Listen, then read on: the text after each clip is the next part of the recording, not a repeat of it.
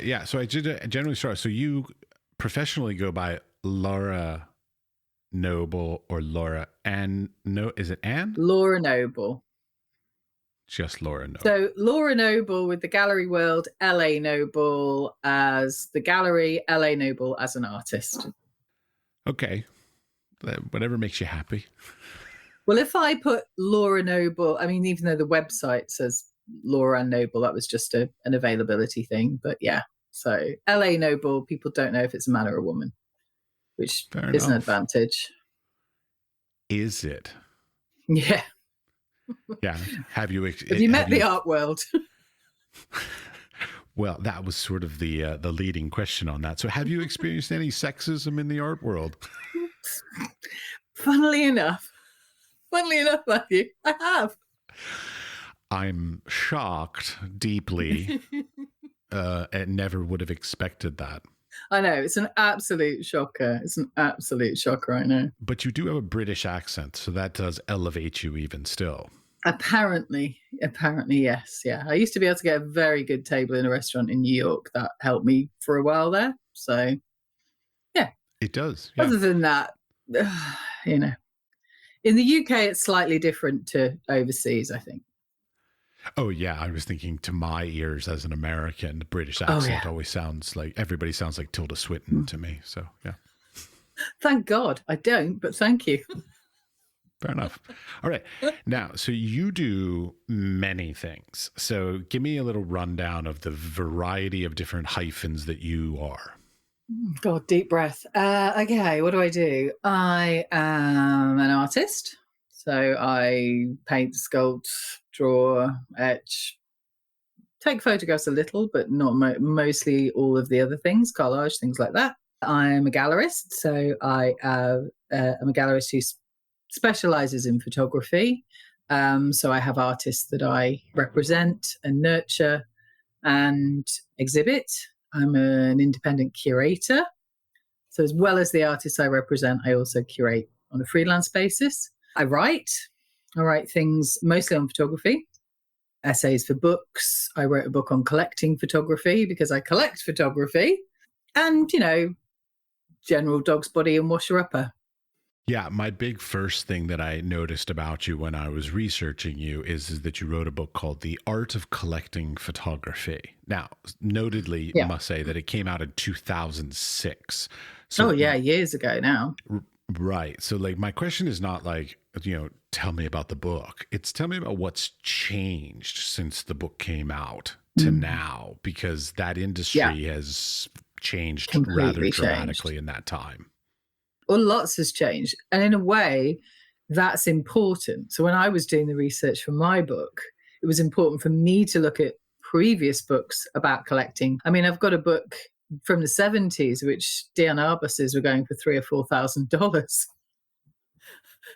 Big cry there, if you knew then what we know now. So when I was writing it, I was keen that whenever possible, rather than having a sliding scale of what an artist cost, I've read books where it's like 10,000 to 50,000. Well, what does that picture cost? So whenever possible, I asked the galleries to give me a specific, the edition, how much it was at that moment, so that the book would date intentionally.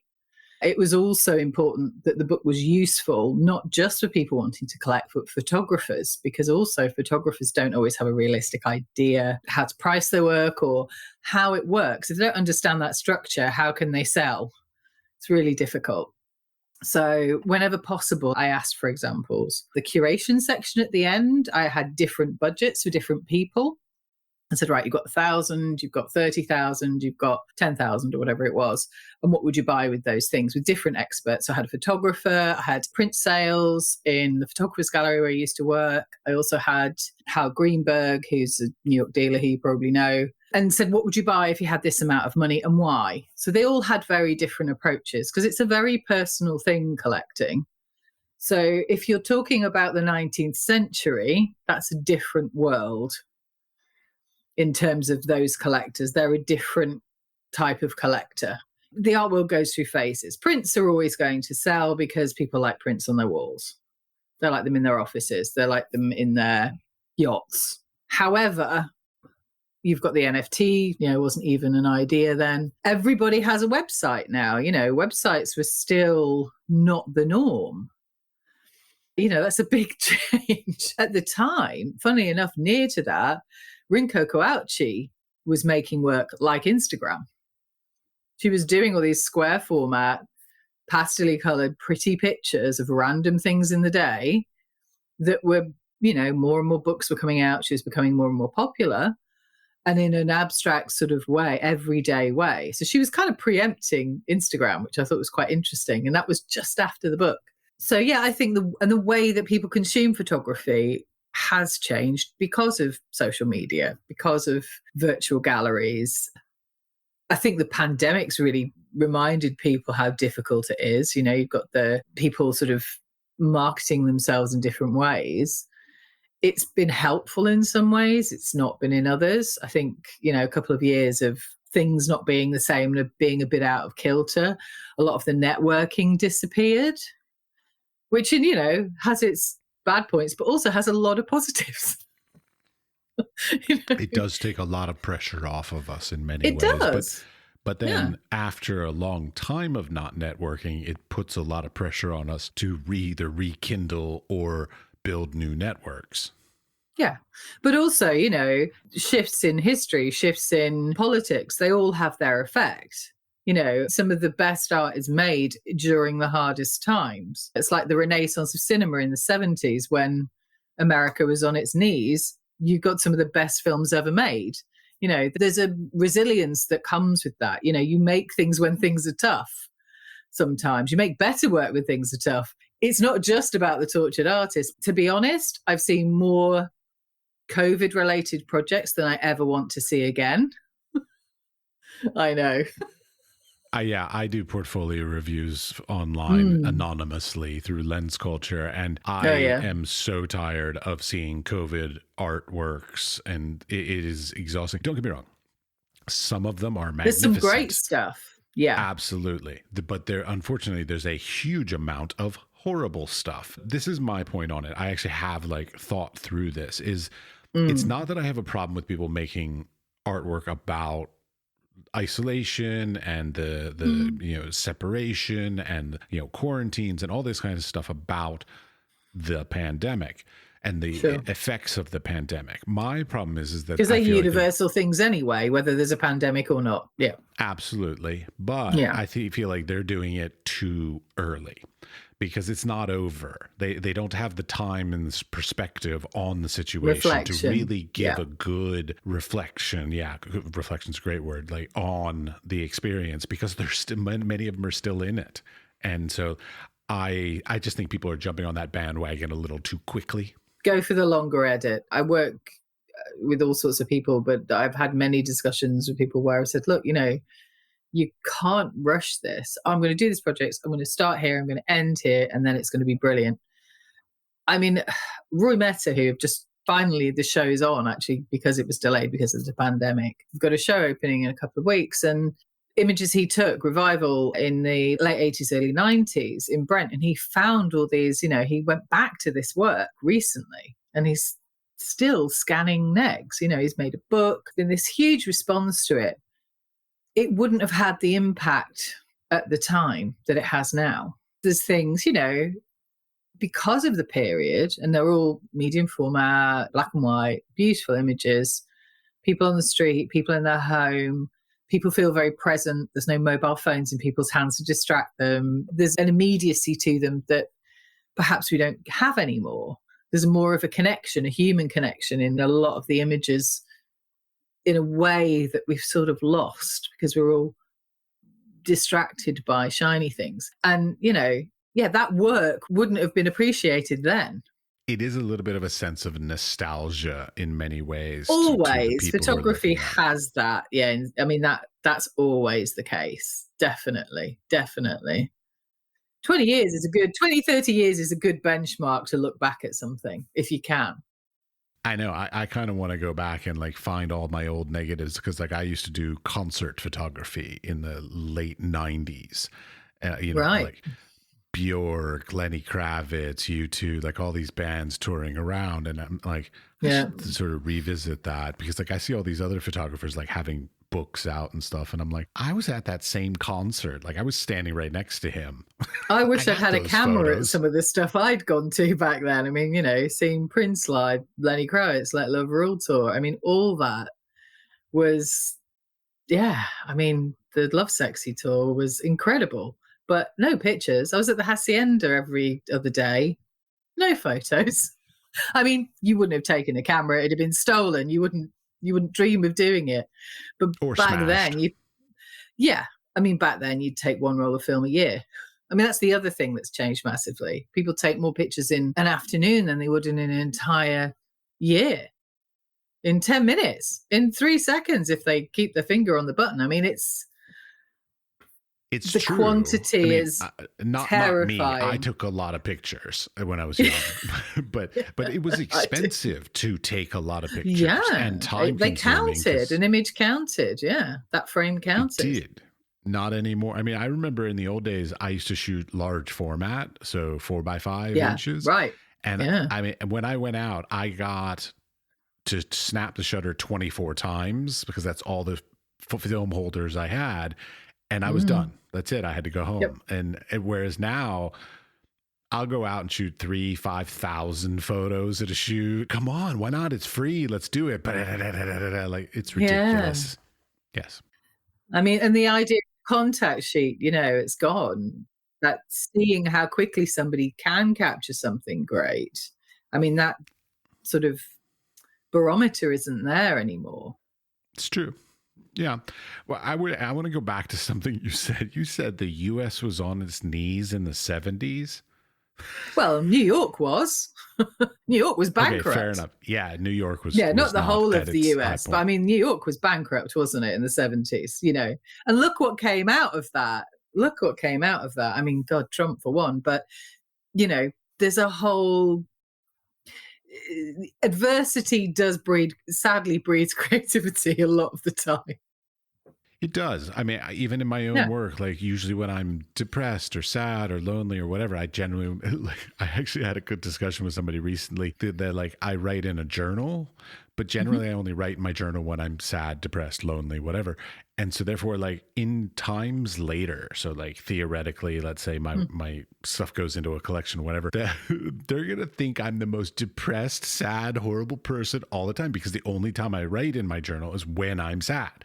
So like I never write when I'm happy. So like my journal is nothing but sadness. And in the same way, oftentimes my art is sort of brought out from some sad experience, some depressing event, some whatever that then sort of stimulates that creative notion. I mean, there's also that thing of sort of pushing back against you only take a picture when you're in a really cool location or looking really happy or having a great time. There's sort of a lack of authenticity in that as well. Even back in the day, your roll of film would have a birthday, a Christmas, a holiday, if you were lucky enough to have one. And that would be it. That would be your year. And if you looked at that life in that year, you think, wow, they're having a great time all year round. Well, actually, all the bits in between weren't that fun. I can't tell you how many times I've talked to friends who've had a terrible afternoon with somebody who's got awful children. And then 10 minutes after they get home, they posted an album on Facebook where they said, oh, what a wonderful time we had. And they were like, we were glad to see the back of them. Why do we lie like that? It's this awful habit that humans have of comparing themselves to each other. It's a very strange thing. It's very pointless, really, in the long run.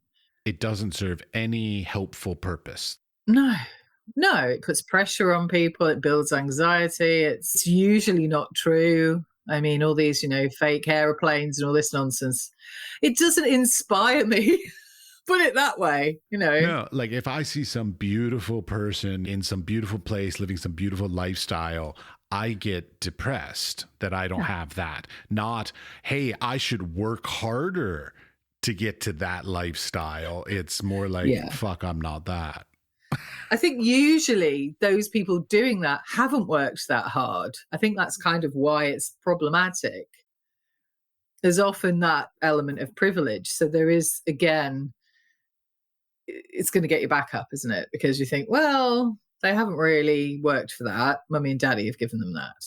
Their lane was always going that way. Yeah, which sadly enough still relates back to the art world in its own twisted way, which is that very much so.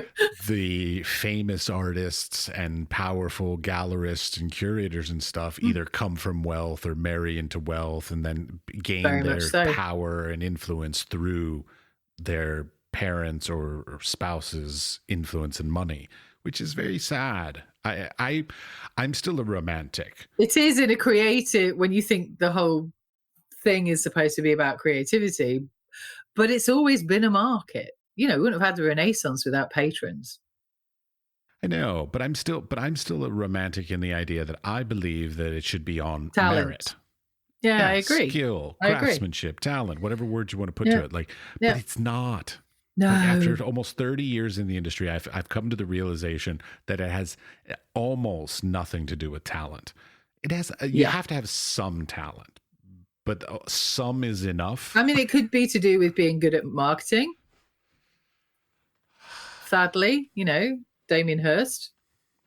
We wouldn't have had Damien Hirst. He was the master marketer. He knew exactly what to do. Really got in there at the beginning. He was the Bitcoin of the art world. He just got in there early and went, this is how you do it. I think privilege is still a problem. I mean, there's a lot of institutions trying to address it, but there are a lot that aren't, or that are paying lip service rather than actually doing anything. It's all very superficial, and that's problematic. I have to find different ways. I've had to find different ways to do things that I do, because I haven't had that opportunity. I don't have that background. I'm very much the antithesis of what you're supposed to be. And that's what I appreciate about you. So, I mean, I think, not through choice, just the way it is. Through heartache and pain and suffering, just like every other thing we were just talking about. Yes. Yeah. Okay, great. Pretty much. Going back to something you brought up earlier, which is that you run the gallery, and the gallery is primarily specializes in photography. Now, of all the different things in the world that you could potentially be selling, why would you choose photography? I didn't choose it. It chose me, to be fair.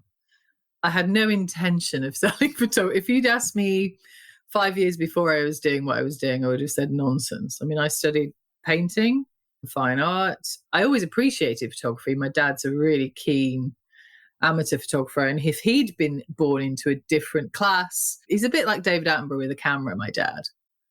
So obsessed with animals. I mean, can identify anything. It's great. He even works for a wildlife sanctuary. So he's very into photography. Did some wedding photography in the 80s, which I'd love to see now, which would be great. My grandfather was a super keen photographer. I mean, we used to have to sit through endless slideshows of his photographs as kids and just all fall asleep. He spent, and this is predating Tillman's by about 10 years, he photographed Concorde every time it flew over his house. And he had pictures of Concorde right over the house, a little bit further away, a dot in the sky. And he had hundreds of them, all on slide film. And we thought he was mad. He had this little Russian SLR that he used. So really, my world wasn't photography. I was painting, I was drawing, I was clubbing, I was doing all that stuff in Manchester in the 90s. That was my world, hanging out with drag queens. It was a very amazing, exciting, bonkers time to be there. It was great. But the photography thing, I went to Australia for a few years, came back, went to uni, went to Kingston. It was what I'd been recommended by a teacher out in Australia, because they still did a painting degree specifically. Whereas a lot of the universities just sort of said, oh, it's a fine art degree and you can do which and whatever. Because I'd done a 2-year course out there rather than a 1-year foundation, I knew what I wanted to focus on. And I barely got through that financially. That was very tough. So the two things I needed when I finished uni, I needed a library and I needed a studio. So I got a job in a bookshop.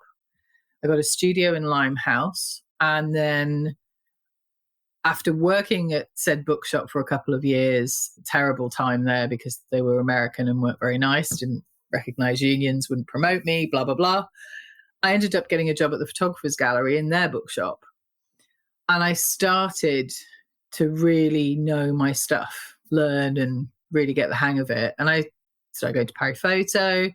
I bought photographs because I could get a good discount at work. I'd pay for things in installments from my salary. And I started to really collect. And my old tutor, who had done photography at Kingston, that I'd not known that well, was a regular. And he sort of, we got to know each other very well. I started to write book reviews, approached a magazine and said, look, I'll write you some book recommendations. And said, great, that's great. Started doing that, doing it on the website, all those sorts of things. And that sort of grew till I was writing articles. And I started doing portfolio reviews with people pretty much every lunchtime. I was giving advice to people. Never bought me lunch. And I thought, this is crazy. Why am I doing this for nothing? So I ended up doing that as a consultation thing later. But this tutor was approached to write a book on collecting photography, by which point I was a serious collector. And he said, I'm not your person. You need to ask Laura. The publisher said, well, what about it? And I said, okay. And, that just grew and grew. And I realized I was at Paris Photo one year and a photographer who was not having a great time said, you could do this. You know all this stuff. You know it from both sides. And I thought, yeah. And I had a conversation with some friends, collectors on the way home on the Eurostar about said possibilities. And I said, well, how do I do that? How do I find the money to do that? And we kind of sort of came up with some ideas. And within, a year, 2 years, it was happening. It wasn't something I'd chosen. It sort of just organically grew. I was still making my own work, but I didn't have the sort of background that made me assume I'd do an MA. Couldn't afford it. I could barely get through my degree. It wasn't an option. Had I come from a more affluent background, I'd have done an MA, done a PhD, but that wasn't an option to me. And now, even though I'm asked to give lectures, any teaching or anything like that, they always expect you to have an MA, even though my book essentially was a PhD. So it's a very academic, very structured, very narrow world at times. Surprise, surprise, shock, horror. I know, I see you gasping. I've spent most of my career fighting that and finding ways around that and doing it my way and not somebody else's way. It's quite a long answer, wasn't it? Sorry. Perfectly fine. I love long crazy answers. Long answer. That's my job here, is I wind up guests and then just let them go. You're doing a great job. Thank you. So I have an MFA and I have all the credentials and I look great on paper and all that. However, I only look great on paper having all that stuff in the academic world. So when you look at me as a artist on the gallery wall, half of my stuff is all academic stuff. And so it doesn't really translate well to that. It's one of those hard things that I wish in many ways that I could go back to day one of graduating from my MFA and somebody tell me what I know now of things okay, if you want to be an artist, you need to do grant writing, residencies, and these kinds of things. If you want to be an academic, you have to do paper writing and presentations and other research kind of topics, things that have nothing to do with making artwork. Yeah. And nobody ever told me that. I thought teaching was literally being in a classroom and then make my art on my time off. But fuck it, 75% of it is in meetings and bureaucracy and bullshit. That is the thing I got into academia to get away from. So there's a massive gaping hole in academia about what you do when you leave. I mean, I do a lot of mentoring. I have a flurry of people contact me, usually about 6 months after they graduate, going, help, because they're given this idea of what an artist is and how an artist lives and how amazing their lives are. They're given no advice on how to get there. They usually parachute me in to do one lecture, and wonder why I can't fit an entire progression of a career in one lecture for no money. And then they're all supposed to be okay. A lot of the academics who are teaching aren't actually exhibiting in that professional world. Correct. So they're in their own lane and they do very well and they earn a really good salary and, you know, well, they earn a lot more than a lot of artists do. But there's a disconnect because they're not in the real world anymore. Virtually every person who contacts me who's graduated, you know, don't have a signature on their email, for example. I mean, that's a basic requirement with a telephone number. They don't know how to use the phone. It's a different world. I use the phone all the time. All the time. If I want something done quickly, I pick up the phone. I barely use the phone these days. I'd like to use it more. I like the personal touch. I think it's because I am an old-fashioned girl, but it is because I am sick of looking at the screen day and night. It is a break from that. And often people will message me and I'll say, look, I can't be bothered typing anymore.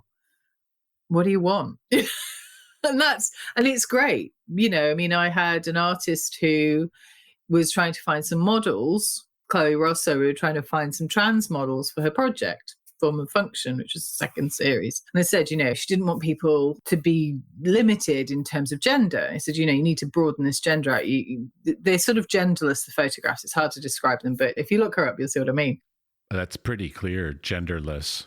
You should have, because they're sort of tucked up and you can't see any of you can't see their head, you can't see their hands, their feet, the genitalia, nothing. They become these sort of sculptural forms, but there's still importance to be inclusive. And she said, I've been trying to find a trans model, but every time I look something up online, it brings up sex work. And that's not what I'm interested in. Her other models were mostly life models.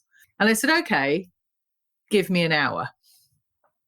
I did a bit of research. I picked up the phone. I found somebody who made clothes for trans people. I phoned up the company. I sent them an email with my credentials, who I was, what the project was, who the artist was. And turned out the owner of the company ran a club in London, the oldest trans club in London, and invited us to come down with Chloe with her portfolio. She introduced us to people. And that's how we found the models to finish the project. That was me, 40 minutes that took me. Without the phone, it wouldn't have happened. See, it's funny you say that because like I'm sitting here, I'm thinking, you're right. I really would love to be able to just pick up the phone and contact all these people that I need to contact to get these things done. What I don't want is people calling me all the fucking time. Well, that's it. You know, you have to pick your battles sometimes. It's being measured about it and thinking about it and being considerate. You know, sometimes it's just quicker than 10 emails to get one small thing done. I haven't got time to do that a lot of the time. And there's too many things in the air. So it's like, look, I've got this amount of time, you know, because I curate independently, like at some points, you know, I might have 3 exhibitions. 2019, I had a show on in Arles, there was a show on in Naples and a show on in London at the same time that I'd curated. So all those things happening at once, that's a lot of people to juggle and a lot of logistics. So sometimes you have to go, right, these are my people I work with, these are the people I trust and are good, and pick up that phone and get on with it. They hear the tone of your voice. Also the tone of something, you can't put that in an email. You can do a degree, but not really. And there's something in the trust element there that comes in when you get that personal interaction, whether it's on the phone or face-to-face, which I think is why it's been hard in the last couple of years, because Zoom isn't quite the same thing. You know, all those clues that you usually have to read from aren't there. You know, so it's we're it's sitting important. here doing basically a Zoom call, but yeah. But do you see what I mean? It's like you can only see so much. Something out of frame, something out of context. I can see the sound things behind you. That's it. But I kind of like that a little bit of control, like where I can say, like, this is all you get to see of my life. There, that's it. I'm not going to show you anymore. You can see a bit of the detritus behind me. Well, detritus books and stuff. Lots of books. I mean, that's I don't need any foam on the walls. I've got so many books. I'm completely contained for sound. I've got stuff around. I've got mostly things physically on my desk. So like I like stuff on my desk, like little puzzles. Artists are messy. I'm messy. Like, yeah. So, yeah. No, I put the foam here for acoustics. Yeah. If it were up to me, I would put bookshelves back there, but this office doesn't have that much space to do that well. So, yeah. Yeah. Oh, and it's my constant battle. Books, like, where did the new ones go? I had to work out the load bearing weight of those shelves to be 80 kilos so that I could put art books on them, so a person could lie on them and they wouldn't bow. And it was actually somebody who makes sets for film and television that made those shelves, because they don't make them that strong or big or whatever. But yeah, it was worth it. Yeah. Art books are so damn heavy. Yeah, they are. So, okay, but wait. So you were talking about, I'm interested in the whole fact that you're a collector, because I rarely can get collectors to discuss this on record about their collecting because of their process. insurance. I don't think it's insurance as much as I think they like to be anonymous or private. Elusive. They did, Yeah. Yeah, mysterious. We don't want every person banging down your door going, look at mine. Because you don't want to be mean and say I don't like it, or it's not my cup of tea. Well, So while it's you're tricky. saying that, my work right here is always for sale. No, I'm just kidding. Kind of playing. Okay, go on, not. fire away. No, fire away. I'm fine. My website is matthewdoles.com, but I know, I've seen. Okay, and you haven't mentioned that I you wanted to buy anything. I did my research on you too. Okay, that's great. So, but as a collector, like I'm always interested, like as collectors, like how and everybody says, oh, I buy for love and I buy because I really love something. I get all that kind of crap, but there's more to it. Like, so there's also like availability, budget, like, so like, how do you make the decision of what to collect? Because sometimes it's filling a gap in a collection. Like, oh, I've got like all these things and I really want a Bresson there's different types of collector. That's something I did put in the book, because I realized you get people who collect things by theme. You get people who collect things by technique, by something as specific as it has to be the mail order collector who gets the A to Z. They need an Auger and a Bresson, and it's all very predictable. And it's like, here we go. Here's the white, here's the white male history of photography. And we're going to get those people. One of the reasons they do that is because those works sell and resell over and over again and go up in value. A lot of it's about knowing that it's going to be safe in the market. So that the secondary market is the test of the work. You can buy something contemporary, but the minute that artist starts to sell in the secondary market, if they're holding their price, then you're onto a winner. So people tend to go with what's safe, or what other people are collecting, or institutions are collecting that they're patrons of, and things like this. They're looking at, okay, what's safe? Because if they're spending a lot of money, but then there's also, you get collectors who are just completely obsessed with very specific things and have very unique individual collections on I know a couple of collectors who collect very morbid things, and they're kind of obsessed with it in a wonderful sort of way, because they're buying work that actually I couldn't live with. But I'm glad they're doing it, because actually what sometimes happens, and often happens, is people end up with these unique sort of eclectic groups of things that only they could have collected, but actually build up a beautiful narrative and a picture in terms of what that is. So they're becoming a curator as they're collecting. So I generally collect things that fly. That's the bulk of my collection. I have a lot of airplanes, birds. I've got an occasional butterfly, helicopter. I like weather. Severe weather is always nice. Love a bit of rain. But I don't generally collect many pictures of people. I'm always surrounded by people, so I don't like to come home to a crowd. So generally, the things that I collect are more reflective. They're things that are very not like me, quiet. But, I have bought things knowing that they'll go up in value, knowing that I can resell them, and with the profit of that, put that back into collecting something else that I really want, but I couldn't afford, but I could afford in a few years' time. So there's that as well.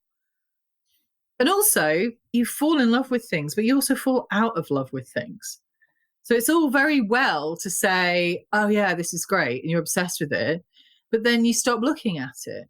You know, it's good to rotate what's obviously for conservation, but it's good to rotate what's on your walls, because like a person that you see for the first time, you look at them in a very detailed way and you record every bit of their face. But when you know them really well, you can tell them at a glance. You tell by their gait, the general shape, the way they move. You know who it is. You don't look at their features closely anymore. And the same goes for art. When you stop looking at something on your wall and appreciating it, it may as well not be there. So it's good to remember that somebody else could be enjoying this more than me, and perhaps there's something else that I could put there. Doesn't mean you hate the work. It's like your taste in food changes as you get older. You know, you go from that thin cut marmalade to the thick cut stuff as you get older. The palate changes. The things that you look at change. Your life experience changes what you want to see and surround yourself with.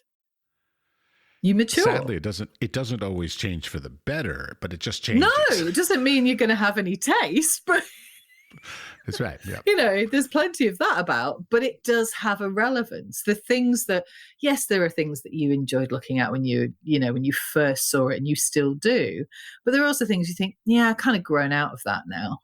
That doesn't do it for me anymore. You know?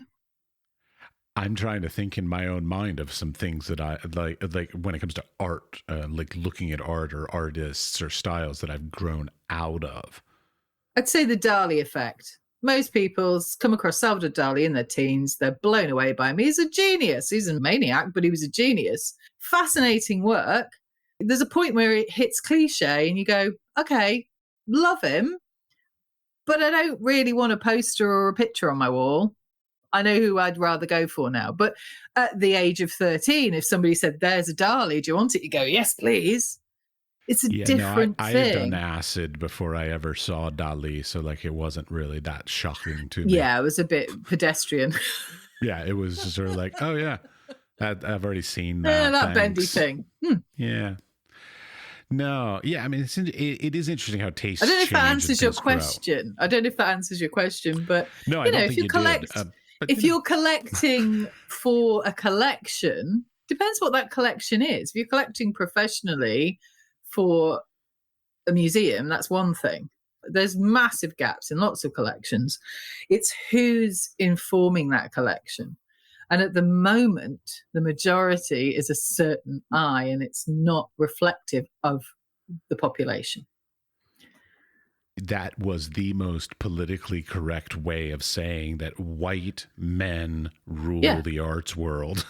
Sadly, yes. Oh, I'm happy to say that as well. But it's true. You tried to skirt around it, though.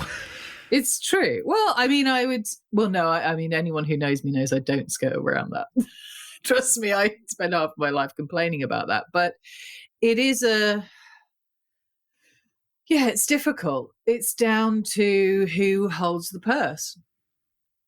And the majority of the time, it is that investment banker, it is that lawyer, it is that arms dealer, whoever. You know?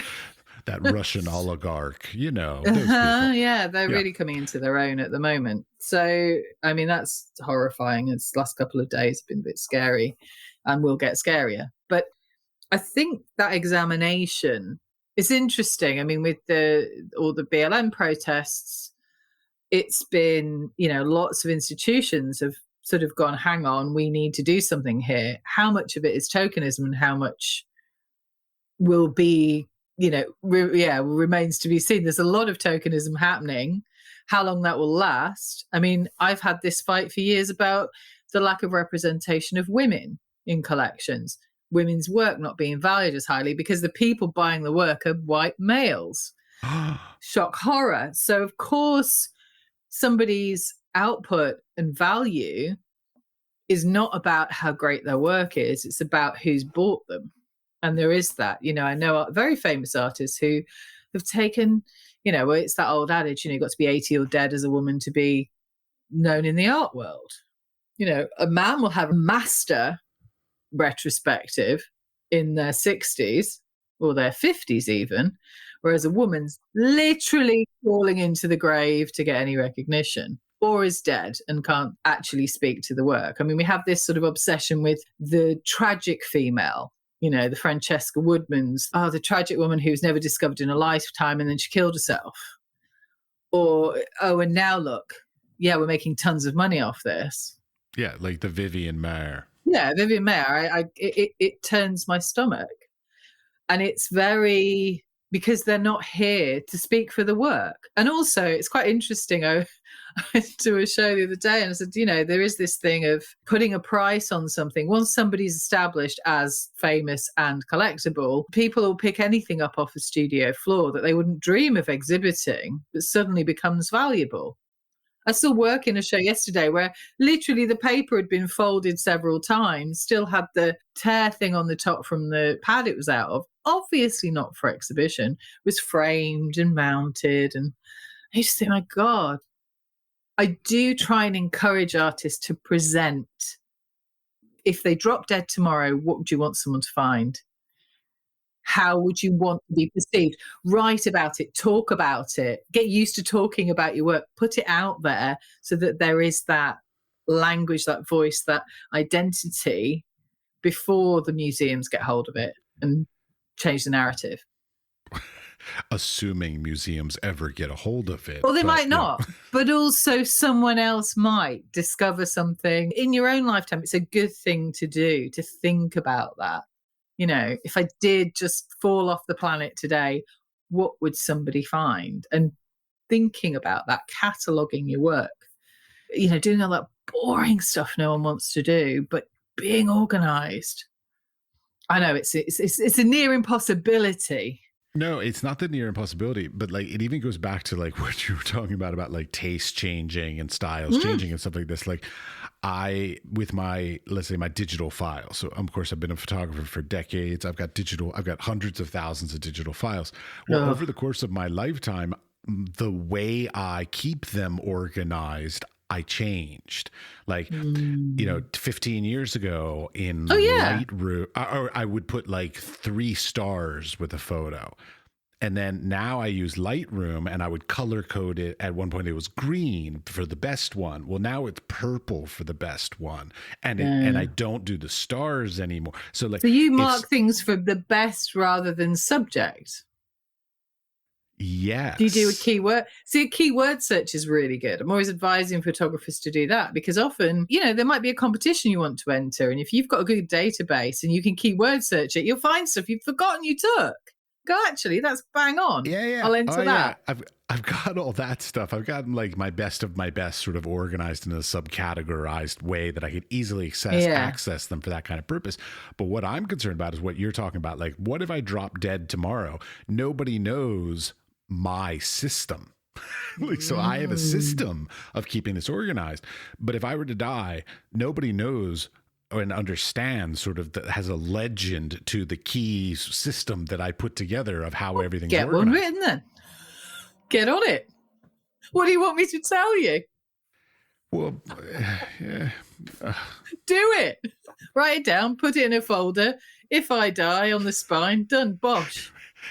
If I die, find for these info 10 here. years, green are the best, but for these 10 years, purple are the best. There you go. See, that's easy. It took 2 minutes.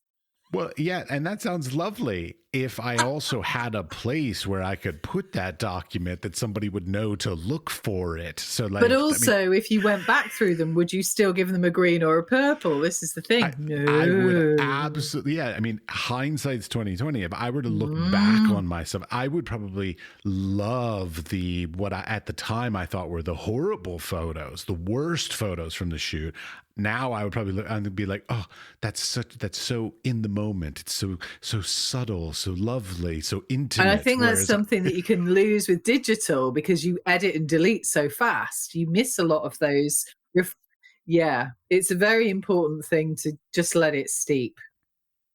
I never delete, period. Yeah. I mean, yeah, no, I hate hearing about photographers who delete or trash their negatives or Storage anything like that. nightmare, though, huh? I mean, good Lord. Yes, at last Where's count, it I all have going? 36 hard drives. Oh. And you've got duplicates of those hard drives as well, Yes, hopefully. so technically it's 18 hard drives that have duplicates. Yeah. Yeah. And a Dropbox folder with a couple terabytes on it too. So yeah. Yeah. It's the constant bane of my life is storage. It's quite funny though, because photographers whinge and whine about it, but essentially you can put it on something this big. You try and be a painter or a sculptor. I mean, this storage is a whole other world. Oh yeah, I tell my wife all the time. I'm like, you're really lucky that I'm not a stone sculptor.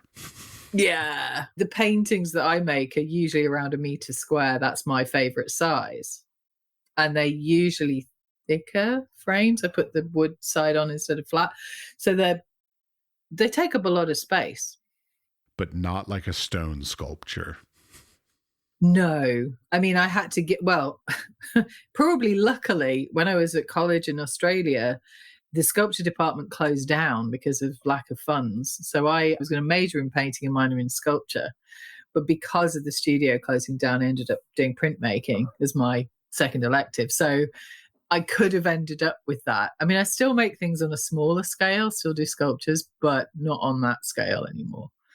I mean, big is great. When I was at school, my teacher, who was amazing, I mean, health and safety wasn't a thing back then because this is in the olden days, I ended up with my own studio space when I was doing my GCSEs. So this is like 14 to 16. And I used to be allowed in the metalwork room because I was really good with metal, with a blowtorch and a soldering iron, and I could just I made a sculpture that was 7 foot high, which had to go in the entrance of the school because there's nowhere else to put it, on my own, just welding things together. And I used to be able to do that all the time, just go into there and put something together, cut it up again if I didn't like it, start again. I mean, there's no way I'd have had the space to do that outside of that space. It was wonderful, but yeah, I mean, metalwork is something I love. Wood, I don't have as much time with. Stone, great, carving away, lovely. But metal is a whole other, that's a lot of space needed. Oh yeah, and gear. Yeah, I mean, I'm all about wood, a lot of gear. Because when I was a young photographer, I found frames to be extraordinarily expensive, and so I was like, well, fuck it, I'm just gonna learn woodworking, make your and build own my own frames. It's not that difficult. Yeah, no, it's really not that difficult. Everybody thinks it's so difficult. It's really not. No, my frames and it saves you a ton of money. Because mine even have a crossbar on them and everything. That's obvious to put a crossbar You'd be at 1 meter amazed. by 1 meter. You'd be amazed at uni how many people made frames that had no crossbar on them. I mean, I remember seeing a work by a very famous painter in the ICA when I was at college, and it obviously didn't have a cross piece on the back, and the bottom right corner of it was literally nearly a foot off the wall, but because it had a reference to a famous event, it was collected and is worth a lot of money now. But I was appalled at the state of that frame. Absolutely appalled. But, yeah.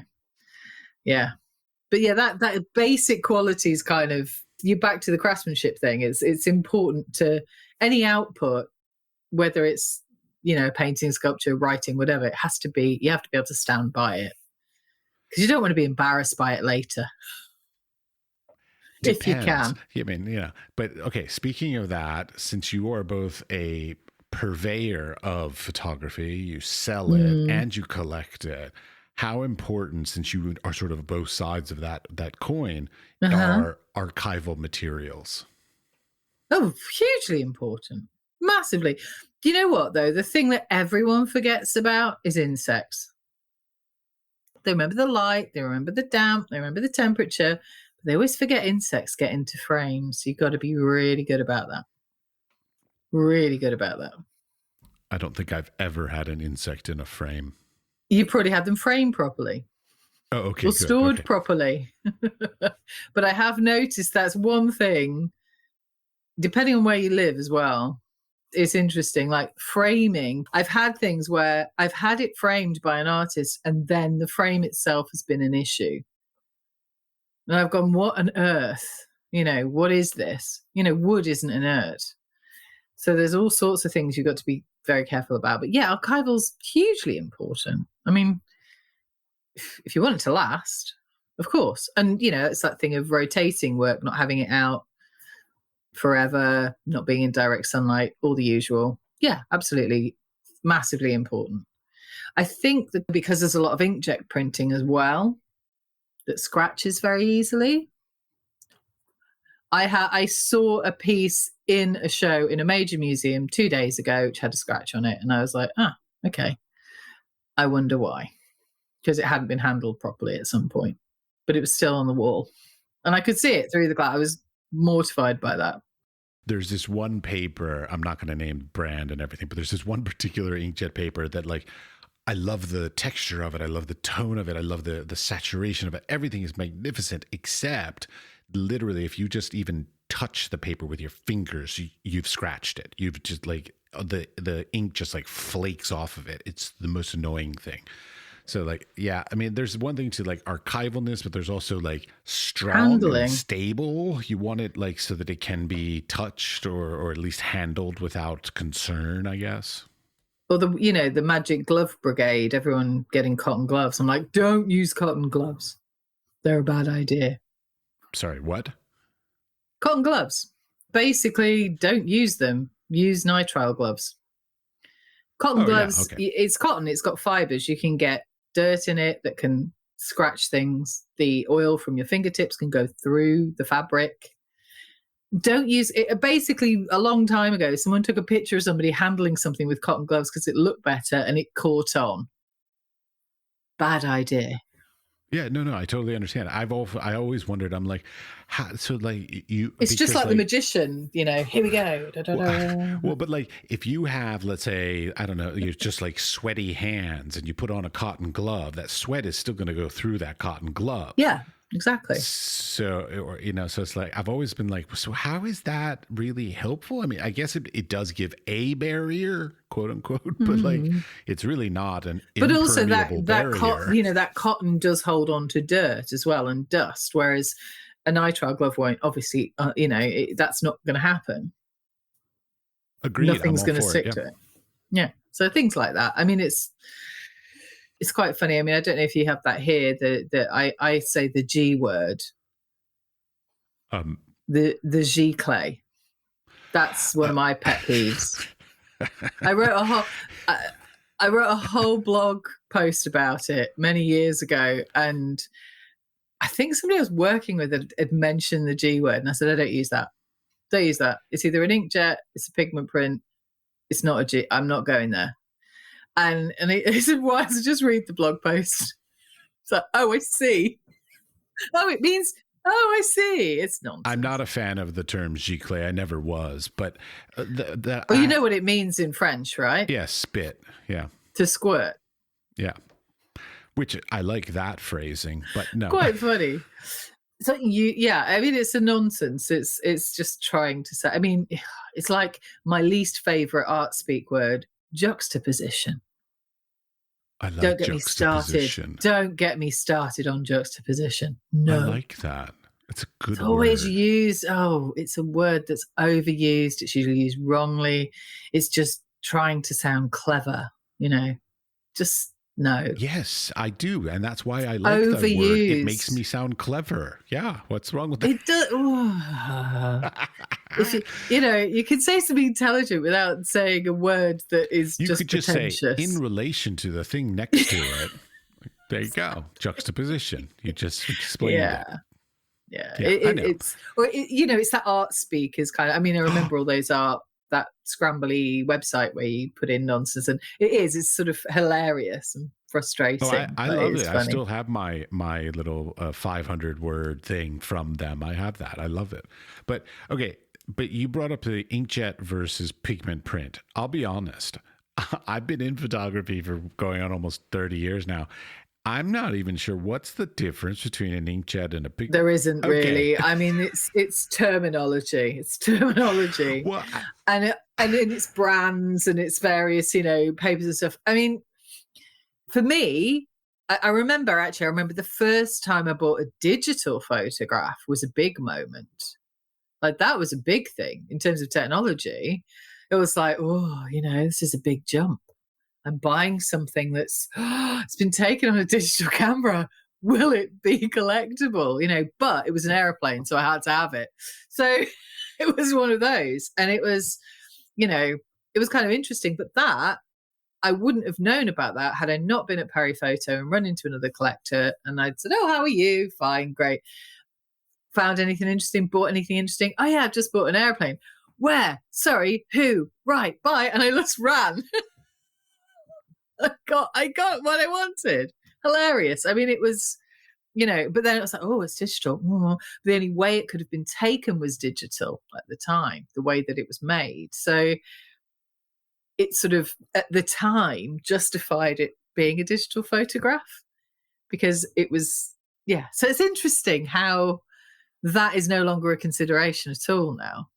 It's not even, but then, I had to sort of measure up in my head, is this valid? Is this a good idea?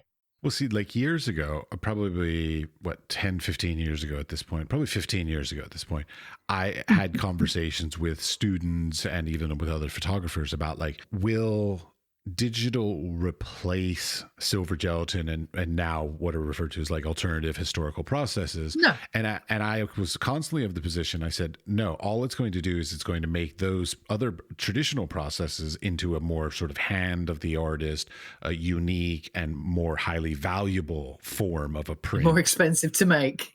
Yeah, they're more expensive to make, and so therefore they're more expensive to buy versus the digital, which will become not to say affordable, because I know some very expensive digital prints, but they're more accessible, they're easier to reproduce and all this kind of stuff. So therefore, the value of these handmade prints will still hold up, if not elevate over time, I believe. And I hope that's still true.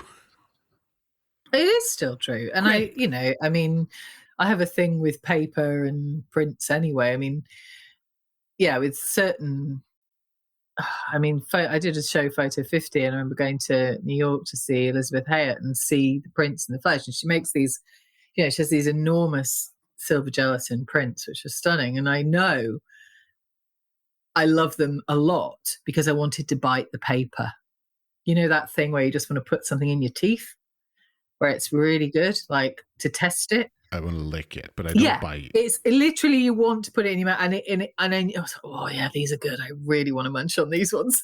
These are great, and they were, printed by the same person who does Sugimoto's prints. They were beautiful, absolutely beautiful prints, and they're sort of 1.50 meters. They were amazing. Yeah, huge for silver gelatin and just exquisite. And there is.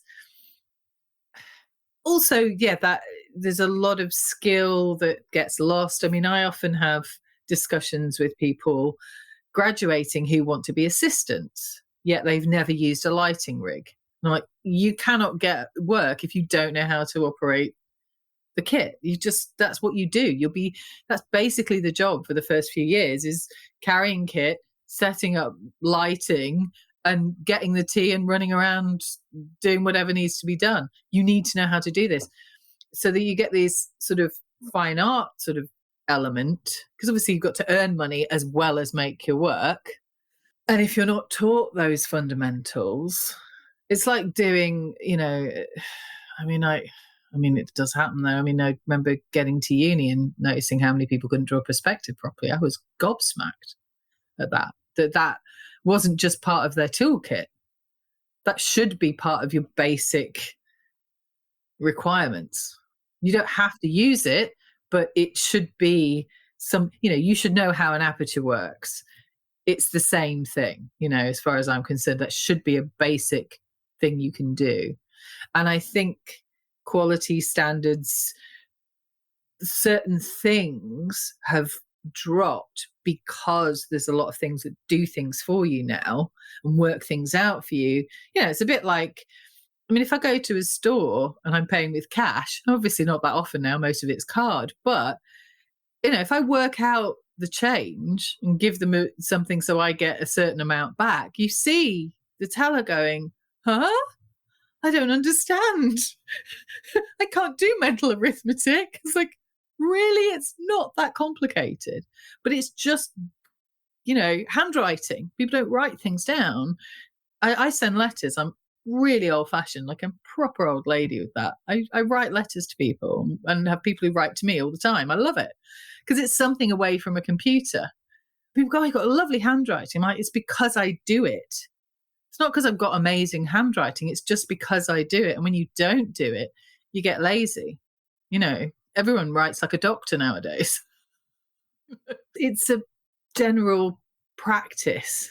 I'm not showing you my handwriting then. That's fine. But I'm a sucker for stationery and a good fountain pen. So what can I say? Absolutely. I actually we have a family crest, my Ooh, seal. Get you. And I've even got stationery with the crest embossed into it. So I can actually then seal my letters with a wax seal and everything. I have a wax seal, but for the gallery, which one of my, somebody who worked with me, Jenny Nash, got me for Christmas one year, which I absolutely love, which has the Lang on it, which is fabulous. But yes, I don't have a family crest.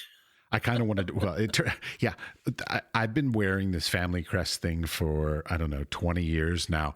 My father just this year told me, he's like, oh, our family crest? That was just my grandfather. So his father, my grandfather, just walked into a store and said, oh, I want a crest. And so he just bought whatever was in the store and just put our name on it. And I'm like, are you fucking kidding me? Like, totally made it brilliant. For decades, I've been thinking that this is like in the so House American. of Parliament somewhere in Germany or something.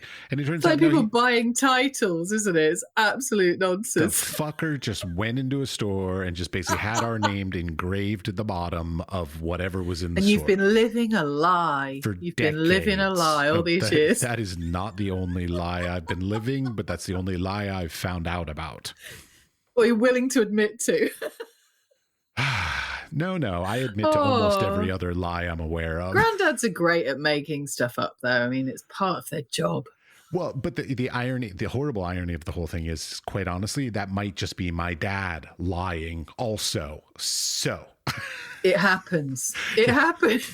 So I'm not sure who is the liar and who's telling the truth. Like, maybe my grandfather lied to my dad, and maybe it really is a family maybe crest. Well, you need to do some homework. I mean, there are tools for those things now. You can find out. Oh yeah, we have a family. We have a shield, our family heritage. We have all that kind of stuff.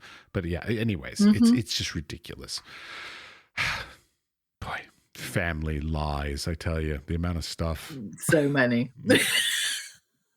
Did I mention my father's a priest? Aha! Yeah. Now we get to the nitty gritty. No. My dad, he's a pretty honest guy, but there are a lot of things that, let's say, not spoken about. I think that's generally the case for most families. I think that's part of the job description, isn't it? Yeah, it's not an overt lie, but more of a lie of omission by just simply not discussing that thing. Fair enough. I mean, under the carpet, can't see it. Jobs are good. Are you related to my parents? Because I believe that's their mantra. Is that the family motto? If the public doesn't see it, it didn't happen. It doesn't exist. If you can't see it, it's not there. It's not there. It's just not there. No. I mean, it's kind of interesting, really. I mean, the whole, yeah. I mean, luckily, I know my parents don't listen to the podcast. But that's inherent in being creative, because I always say, if you're going to be any good at anything, you've got to be nosy.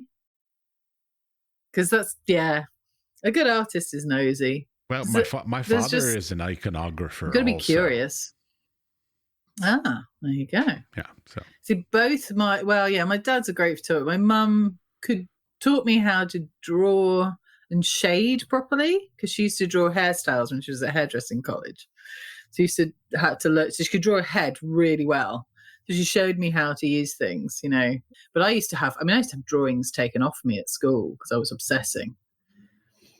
I mean, literally, I wasn't socializing with other kids because I was so obsessively drawing. They would take things away. And I wish I had those drawings now. It'd be lovely to see. I got obsessed with a geranium once for 3 weeks. We were told to draw a geranium, don't ask me why, on a bit of that horrible rough paper that you get at school with oil pastels, but obviously not without any white spirit to soften them up. So it was really hard work. And 3 weeks I spent on that thing. I can't look at a geranium now without a flinch of that memory. But I'd love to see that drawing now. So many lost drawings in our history. Oh my God. It's ridiculous. I've got I do still have my first book though, which I made when I was 7. My parents still have my first drawing that ever won an award. It's here. In fact, it is here. It's called Belinda Banana and Gary Grapefruit. And they're both yellow. It's the best. I mean, it turned up fairly recently and I'm very excited about it. All right. It's very bizarre. It's quite a twisted mind even then. There's some really weird stuff that goes down. But I love how you're acting like I should be surprised by that. We haven't known each other that long, but I feel like you really get me. You're not that hard to read. Nothing personal. I am. What you see is what you get. Pretty much, yeah. Okay, but let's get back to some business-related stuff, because that's the stuff that actually fascinates me, because it's the shit I don't understand, but you seem to understand. Okay. I hope so. So you run a gallery. And this gallery sells primarily photography. So yes, how do you choose who to rep? Okay, first of all, I guess the question would be: do you represent people? Yes, or do you I just sell people? So okay, I represent people. How do you choose? Okay, I know it's always like the nature of it's a relationship, whether you like the person, whether the work speaks to you, like all that kind of stuff. I got all that. Those are the obvious things. So I'm not asking that, but I'm asking what's the additional characteristic, the something special that differentiates the people that you choose to represent from people you don't choose, who might be lovely people to work with, might make beautiful work, but they don't have that thing. What's that different thing? I mean, first and foremost, there's loads of people I'd like to represent, but I don't have enough hours in the day. Speaking of which, here's my artwork. No, I'm just kidding. And if I'm selling something or if I'm talking to a client about the work, I have to be all in. There's no point in, I mean, I'm not a blue chip gallery. I'm not about,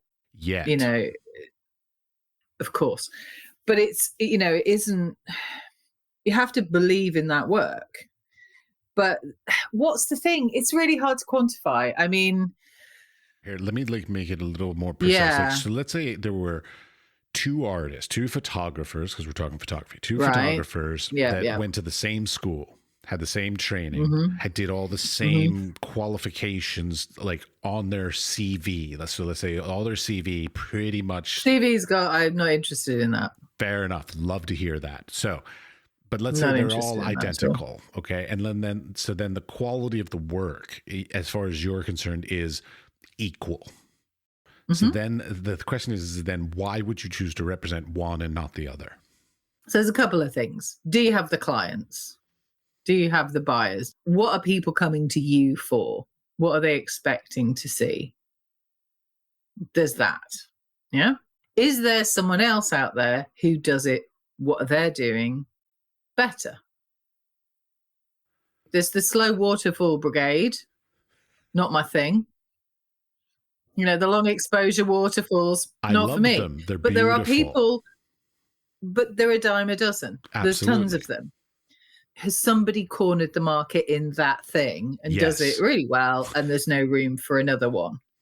Probably. Are they doing something different or doing it in a way that's authentic in terms of their process? Because you do get one-trick ponies, you get people who are doing things in a cynical way. They're trying to make work for the art market rather than trying to make art. You can often tell that through speaking with somebody. It's usually talking with them about things that are nothing to do with their work that gives you an insight into that human being and where they're coming from and what they believe in and what their approach to the arts is. And, I have this conversation a lot with photographers where I'll say, oh, have you looked at so-and-so? And they're like, yeah, I don't look at anyone else's work. And I'm like, really? I said, look, what, like, would you tell an architect not to look at buildings? No. So don't give me that. You need a jumping off point. You need to know your stuff. You need to know your history, because it helps that you're not replicating. Just because you've looked at it doesn't mean you're going to subconsciously replicate it, but it's good to know it's out there because you need to dig deeper. I think a lot of the time artists, it's the ones that dig really deep that are more interesting to me in terms of whether it's their own psyche or the subject that they're delving into. They're the ones that stand out. And also, if you've only been doing something for 5 minutes, you might not be doing it 5 minutes later. So when I look at emerging artists, you kind of sometimes have to sort of test the waters. So that's one of the reasons, that's one of the great things when I started Fix Photo Festival. I could bring in people who might not have had many opportunities. They could be part of something. Also, you see what they like to work with, because again, usually in a group show of any kind, there'll be one or two people who take up 90% of your time who you want to drop kick into the Thames by the end of it. And those people you'll never work with again. And if anyone else mentions to you, so-and-so, don't work with them. It doesn't take long. It's a very small world. The photography world is like a knitting circle. Everybody knows everybody. There's always a mutual connection somewhere along the way. Wait, did you know about me? Does the knitting circle, had you ever heard some of me terrible before? things. Look, I'm fascinated. I'm not saying anything about my potential reputation in the world. Like I would love to hear what people have to say about me. But it's really interesting. And also I'm sure say about me, but usually people know if someone's worked with me that they're a safe pair of hands because they know I've put them through the ringer, because I demand good practice, because I have very high standards for myself. So I expect that to happen as well. Just how people present themselves. Yes, it is the work. Fundamentally, it is the work. But being able to have a conversation with somebody about their work and what it's about, there's a lot of gut instinct there. There's a lot of gut instinct there that happens where you go, yeah, this is the real deal. You kind of feel it. And it's happened many times where I've seen something really somebody's work quite early on and gone, that's amazing. And then 10 years later, they're huge. And that's wonderful. Or I've done a portfolio review, somebody who's gone, they're going places. At that moment, I wasn't in that position. Now it's like, well, yeah. I've spoken to people who've been put off. There was one artist who I spoke to once who'd basically been told by a dozen portfolio reviewers that they should go back to fashion and stay doing what they were doing there. And I'd gone, absolutely not. This is really important and really interesting. Keep going. 2 years later, they were the darling of Arles. So it's not unheard of. It's that accumulation of looking and having an eye for things that is really hard to define. I mean, if somebody asks me how long is a piece of string, I can answer that question. It's twice the length from the middle. But I can't answer the question, what is a great artist? Because that changes from one to the other. All right. I've got a very specific question within that. So, like, let's say you're thinking about an artist. Racing myself in. For your roster. And so, like, the question I have is, like, are you seeking an artist that is sort of doing something that you believe will be interesting in a couple years? Sometimes, yes. Do you try to set the trends, or are you following the trends is really what the question No, breaks I down try to. and set trends. I try and set trends because there's no point in following because you're already out of time anyway. It's already happened. Fair enough. I mean, that's the same position I have. So yeah. Okay, but but you also said something about how an artist talks about their work. Now, do you mean written artist statements or like No. Just having a conversation. I mean, lots of really good artists can't write to save their lives. Correct. And I'm always saying, if the lights go out, you don't call a plumber. If that's not your superpower, get somebody whose superpower it is. I've written artist statements. I write text for books all the time. I go through things. I go through things in my own artist. Say, okay, well, you've written this, but let's kind of jiggle this around. This has more clarity. And also, a lot of the time, I do it with my own work. It's good to read it out loud. It's good to have someone else look at it. It's worth investing a little bit of money and paying somebody to write something that you can then use for your website, when you have a show, when you need a bio for something, blah, blah, blah, blah. If it's under a certain amount of words, there isn't, because obviously a writer always retains copyright, but it's worth doing because you can use that and it is worth its weight in gold in the long run because it's well written, it's clear, it's interesting. I did see an artist recently who had, instead of having an about section on their website, had artist statement, but then the artist statement was in the third person. Huh?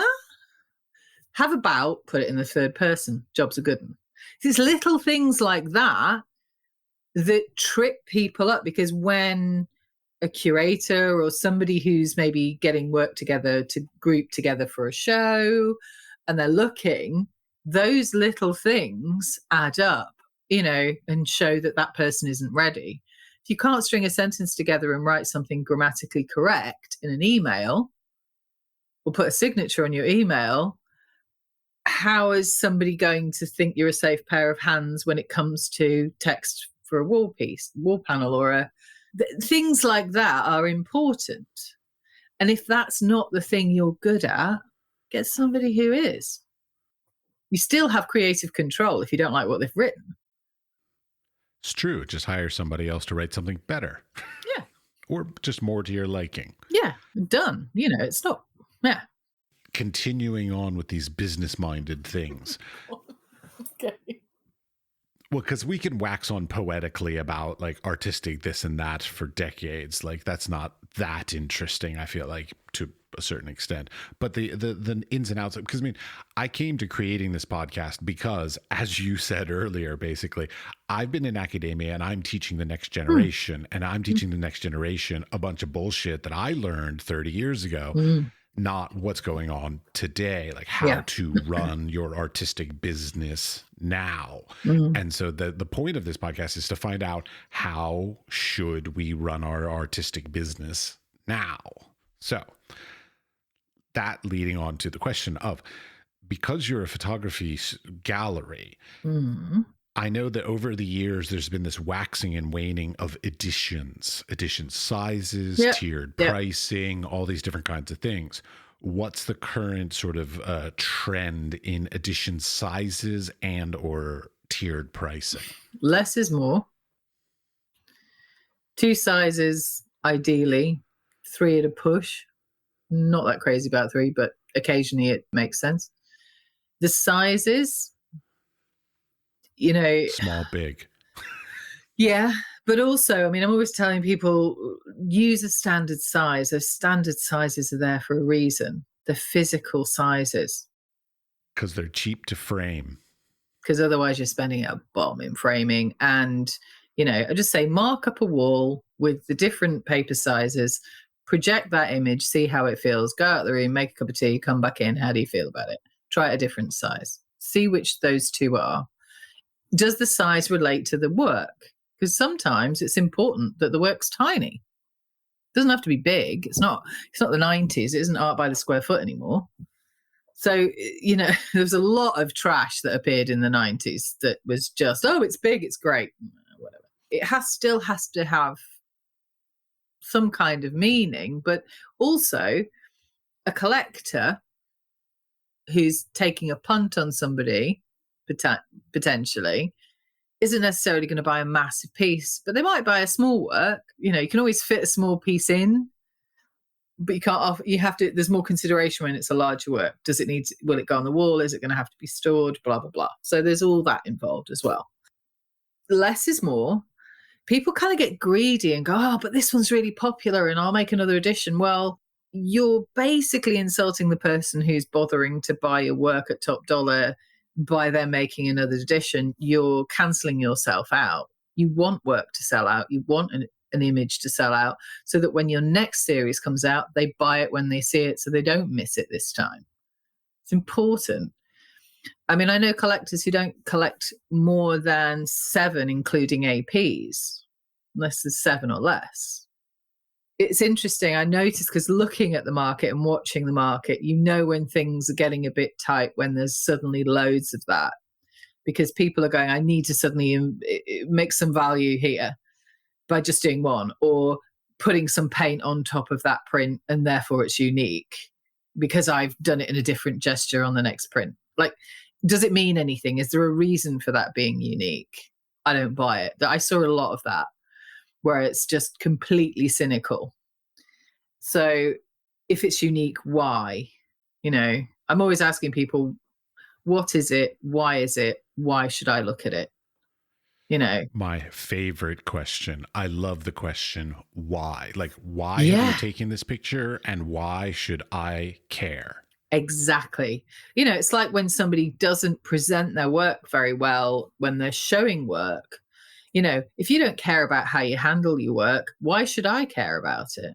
If you're just chucking it, it's important, you know, to get that right. How you present something has a massive bearing on how someone's receiving it. If you can't be bothered framing it, you know, it's better to have 2 pieces on a wall, printed well, framed beautifully, than 10, you know, that are a bit shabby.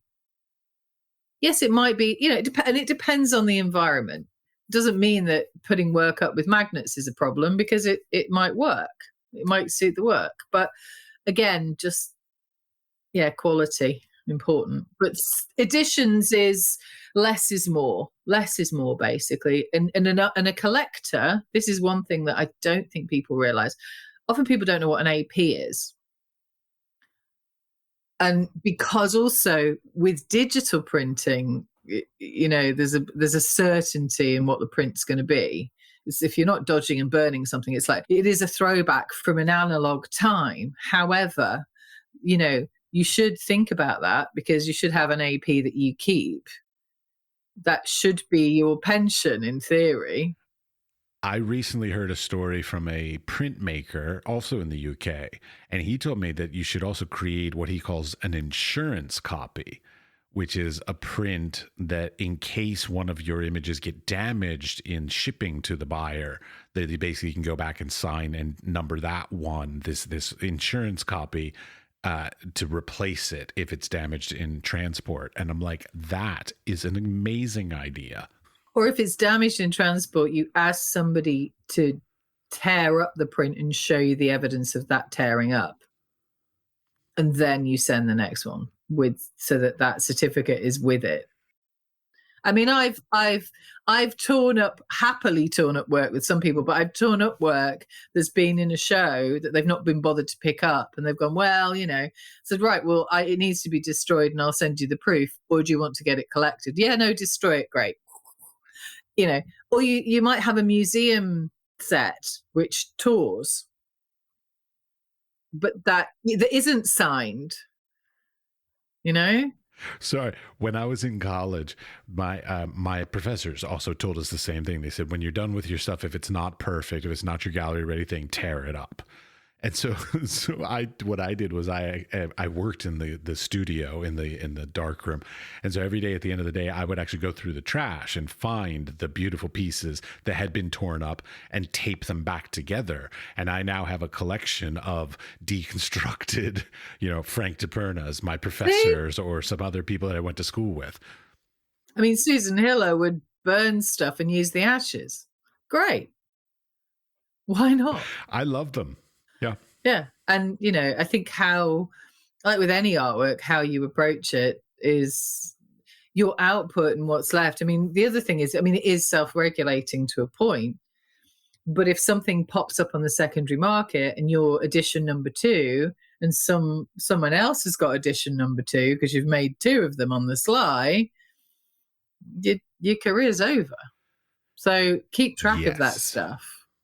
And tiered pricing's fine because, you might have a body of work and also, you might want to put your prices up after a few years, that the life of that project might change. It might have toured the world. So of course it'll be worth more 2 years later. Staggering the pricing is fine because if something's less available, why not? I don't think there's a problem in that. I mean, there are people who just really do take the mick, but there's also, collectors they always count the APs within the edition. When you're adding up in your head what that edition is, I count the APs in my head as well. I don't just go, some artists did Helmut Newton did loads of APs. There were more than there were in the edition half the time, but, yeah, no, surprise. But, generally, if I ask someone how many APs and they don't know the answer, the warning sign goes up. Okay, I'm not buying from them. Especially or if a gallery doesn't know about the work and the project or the process or whatever it is, and you're going, well, if you don't know, so you do there's questions that there's things that you check that. I was in a space once that was in Brooklyn that was selling portfolios of Rodzenko. Limited edition of 50 portfolios for $25,000 for 20 or 25 prints. And I thought that's way too cheap. There's something not right here. This is not right. And there was an exhibition. It was really good. And went in and I said, okay, can I have a look at these portfolios? So could I see 2 at the same time, please? Okay. She didn't the warning light should have gone off for her the minute I said that, but they didn't because she didn't know what she was doing. And I opened these portfolios and lo and behold, they weren't an edition and they were fake. So I said, you need to take these, withdraw these from sale because they're not the real deal. Because there's loads of paper in that part of the world that was acquired and then things were printed on, so they seemed like they're older than they are, and they weren't an edition. And then it was obviously somebody who was scamming this gallerist who was selling this product that she was getting a cut of through a third party. And she went, oh my God, thank you so much. I was like, I hope you haven't sold any. No, good. Put them away, send them back. You're being conned here. So it's, you kind of get a feel for it. If somebody's edition is successful and suddenly they bring out another, they're dead to me. Fair enough. All right. Do you have any, I know you do portfolio reviews, you do consultation for collectors and all this kind of stuff and mentoring. So do you have any sort of last advice for younger creative people as far as getting into the market, getting into the industry, whatever kind of knowledge or specialization you have? Be polite. Never assume. Assumptions the mother of all fuck ups. Seriously, I have had so many experiences where people at your degree show don't get hammered because you don't know who you're talking to. You might meet somebody who may be really helpful to you. Get drunk afterwards. I know it's sort of relaxing, but actually yeah, be polite. I mean, that's really a key one.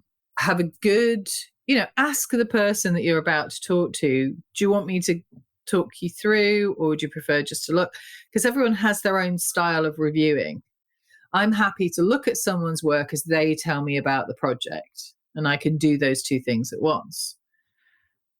I had a guy recently who basically, I mean, it was his first portfolio reviews, but I mean, obviously it was a white guy, older persuasion, and he talked at me, and he assumed I had no older. Of course, he was older, and he thought I knew nothing. And I just went, "I'm sorry. Look, I know. He'd mentioned something, and it's amazing. It is fabulous how many assumptions are made.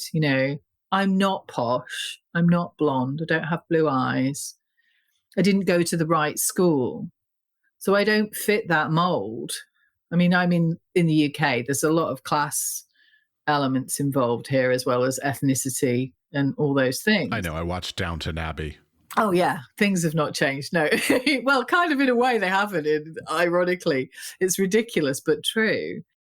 However, I don't know what that person knows and what their intelligence level is, and just as they don't know mine. So learn that, or you can learn something from everybody and anyone you meet. So make the most of that opportunity. Years ago, I was in Arles the day before the portfolio reviews began, and I met up with somebody who was incredibly, was with a friend, and we were having a glass of rosé in the Forum Square, as you do, acclimatizing to the general ambience of France and the heat. And I said, "Oh, are you photographer or reviewer?" Because usually people there for that week are one or the other. And he said, "Oh, I'm a photographer." I said, "Oh, tell me about your work." I don't have an ego issue. I can't talk to you about your work unless we're in a portfolio review situation. I'm quite happy to have that conversation. For God's sake, an opening week. So he proceeded to patronize me in the way that was kind of quite impressive. and at some point said something about the Fibonacci sequence, and then said, "Oh," and he started to explain what that was. And I said, "Yeah, I'm quite aware of what the Fibonacci sequence is. In fact, I just wrote a text for some artists for a show in Texas that focused on it." And the guy went, oh, really?" Because he recognized the photographers, and he sort of stood back and said, "Oh, sorry, what's your name again?" And I said, "Laura Noble." And he went, "Oh, I've got a review with you tomorrow." I just burst out laughing. It was the funniest thing ever. And he was mortified. He was so embarrassed. I've never seen someone so sheepishly walk into a review the next day. It was hilarious because he made assumptions, and he still sends me invites to his shows. It is that thing. Assume that everybody you meet could teach you something, and you'll learn quicker and you'll get there quicker because you'll take that advice and run with it, and the next bit of advice and run with it. Look at what other people who are doing well, who are in a similar position, what it is that they're doing. Are they using social media in a really good way? Have they figured that algorithm out? Twitter, people don't use Twitter. They sort of have this fear of Twitter. It's a really good research tool. You can find all sorts of people on Twitter that you may not come across Googling.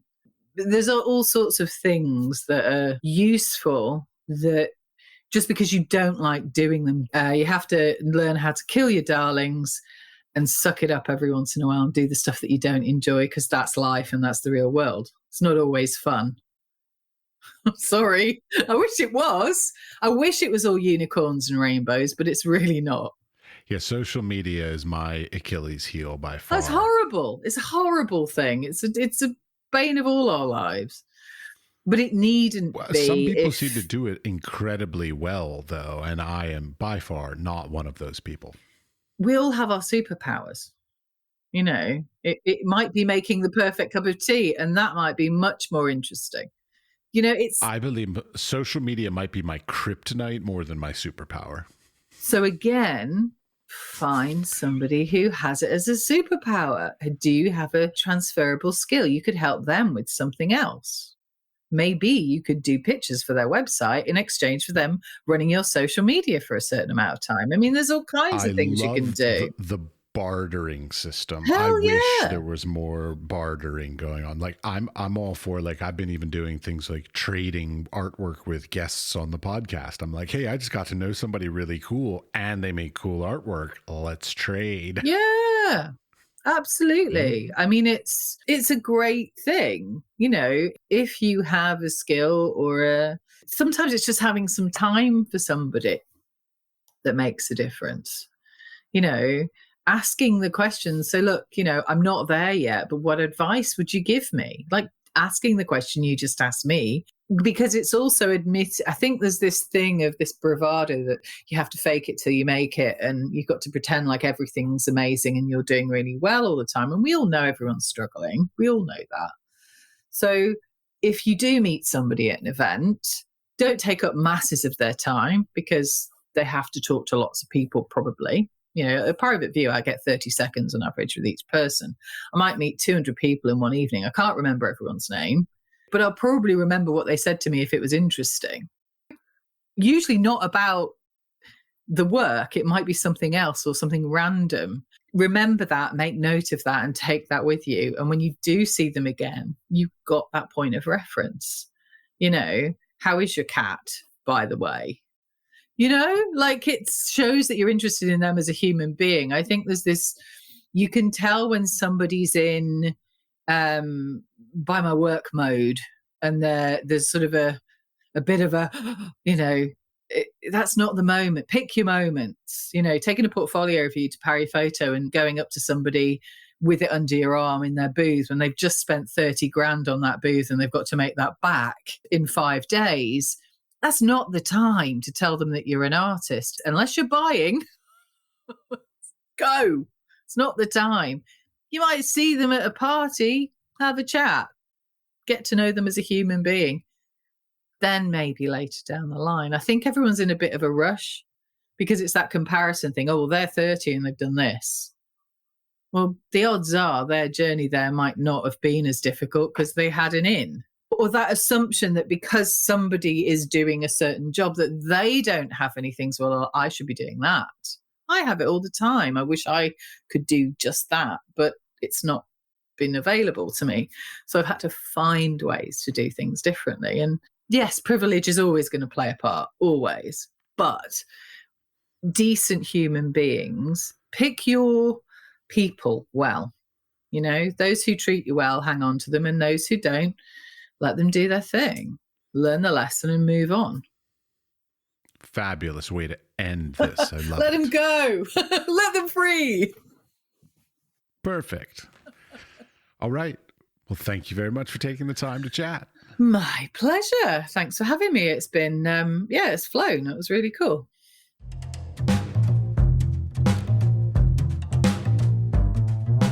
Before you go, we would like to thank you for listening all the way to the end of the conversation.